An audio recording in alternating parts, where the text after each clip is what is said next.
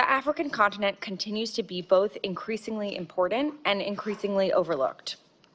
The continent is the youngest in the world, and in Nigeria alone, 70% of the population is under 35, and 40% is under 15. So it represents the future generations who will continue to lead and solve the world's problems.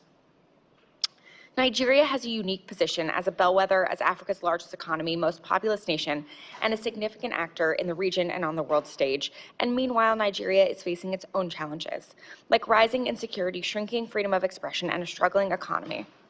So let's talk about the very real conflict and violence happening in Nigeria. Nigeria is facing multiple different security challenges in various parts of the country, including violent extremist groups in the northeast, criminal banditry in the northwest, and across the country, farmer-herder conflict in the Middle Belt, and other intercommunal violence in central and northern regions. Several factors are driving these conflicts. Yes, ethnicity and religion play a role in some cases, but other dynamics like poor governance, resource competition, climate change, and population pressures are important drivers that need to be addressed. I appreciate the chairman's passion on this and his long work on Nigeria. I think it's a distortion to say that what we're trying to say is that there's nothing to see here. In fact, there is something to see here. There is very real conflict and violence that we need to address.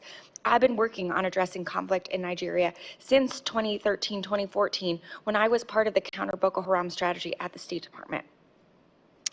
The violence impacting both Christian and Muslim communities is real, and the Nigerian government can and should do more to address it. I was horrified to learn of the killing of 2 people and the kidnapping of the pastor and a worshiper at a church in Kwara State. And this came only a few days after, as the chairman mentioned, criminal bandits kidnapped 25 girls in Kebbi State. But it is counterproductive to adopt oversimplistic narratives about the multiple complex overlapping security challenges and violence across the country. The victims in the Kebbi State kidnapping were all Muslim girls. So violence affects everyone, and false narratives perpetuate harmful stereotypes and motivate tensions and violence based on religious identity. Distorting what's happening into a solely religious narrative erases the real drivers of violence and makes it harder to implement effective solutions. And it can fuel violence against the very groups the Trump administration claims it wants to protect. That's why I'm alarmed by President Trump's rhetoric about this violence and threats to go into Nigeria, guns a-blazing, and to wipe out terrorists. We are already receiving reports of increased tensions between Christian and Muslim populations following this rhetoric. President Trump's threat is reckless, and any unilateral military action in Nigeria would be illegal. Congress has not authorized force in Nigeria to protect Christians, and any action without Nigeria's consent violates international law. We also know that a military-first response won't actually address the violence and will do very little to protect Christian communities. As I said, I worked on Nigeria policy since I was at the State Department in 2014, so I know firsthand these security challenges are multifaceted and they require a holistic approach. A military-led approach risks more civilian casualties and impunity, which will only fuel violent extremism more. So we need to use more tools from our foreign policy toolbox if we're serious about helping Nigeria protect its citizens. That means we need to leverage diplomacy and engage with Nigeria on how we can help support their response while pushing for important reforms within Nigeria's institutions. We also need to utilize foreign assistance to fund programs to help prevent violence and address conflict drivers. But the Trump administration so far has hobbled these tools. On the diplomatic front, while I'm glad to see Ambassador Pratt will be here representing the African Affairs Bureau, we still have yet to see even a nomination for an Assistant Secretary for Africa. And we don't have a Senior Director for Africa at the NSC either. There are several emergent conflicts in Africa, including in Nigeria, but also in Sudan, DRC, and across the Sahel and in Ethiopia that demand high-level, consistent, and substantive engagement. Occasional attention from the president, while most of the time welcome, won't be enough to see lasting results on all of these different crises. And on the development front, President Trump's dismantling of USAID and cuts of hundreds of millions of dollars worth foreign assistance in Nigeria is worsening the violence. For years, the United States has supported Nigerian institutions, civil society, faith-based leaders, and researchers to address the conflict, violence, and religious freedom challenges. These programs proactively prevented and directly addressed the violence this administration is now concerned about. For example, a recent article in DevX highlighted a program that Secretary Rubio terminated, which has left a void in communities that suffer violence. Mr. Chairman, I ask unanimous consent to submit for the record a DevX article titled "The Cuts That Bleed: What Happens When Peace Programs Go Dark." Thank you.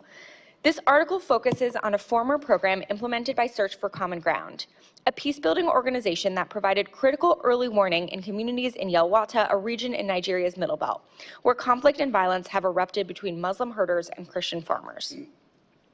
This early warning program was responsible for fewer violent incidences before Secretary Rubio terminated it. In June, this same community was left in a lurch without this extra early warning support when an attack happened in Makurdi.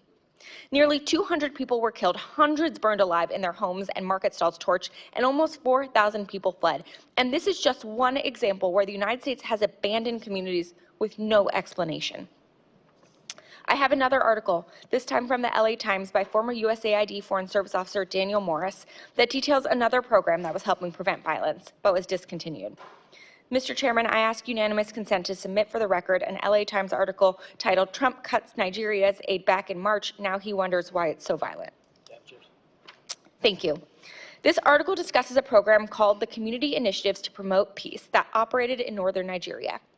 It trained community elders, including religious and tribal leaders, in conflict resolution, and the results were impressive. After giving one group training and making another one a control group for 6 months, each group was asked if their communities experienced violence. Here's what the article says.